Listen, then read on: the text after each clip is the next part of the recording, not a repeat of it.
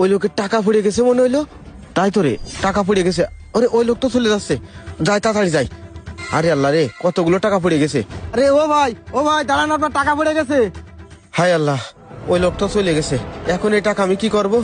এই জায়গায় তো দেখতেছি মেলা টাকা, এই টাকা কি করব? যাই দোকানে, কেউ ওই লোকটা চেনে কিনা একটু শুনে দেখি।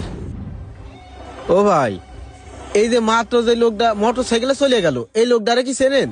হ্যাঁ ভাই, চিনি তো। এই লোকটার বাড়ি কোন জায়গায়?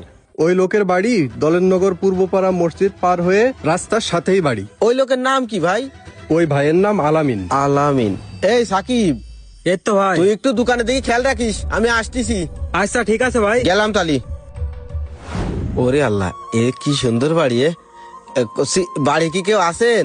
ও ভাই, বাড়ি কেউ হ্যাঁ আসি। কে ভাই, কে আপনি? বাড়ির পারে এসে চিল্লাচিল্লি করতেছেন কেন?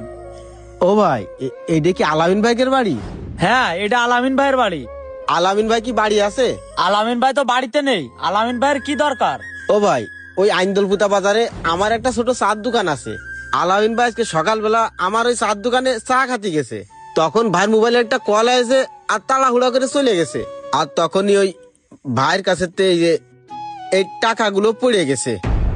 এই যে সেই টাকা, এই টাকাগুলো আমি পাইছি ভাই, আলামিন ভাইয়ের টাকা।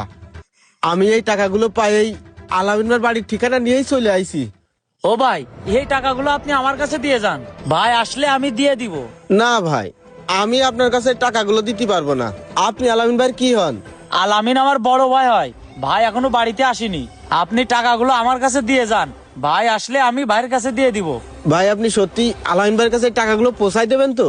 দেব না মানে কি যে বলেন না আপনি, টাকাগুলো আমার কাছেই দিয়ে যান। আচ্ছা ঠিক আছে ভাই।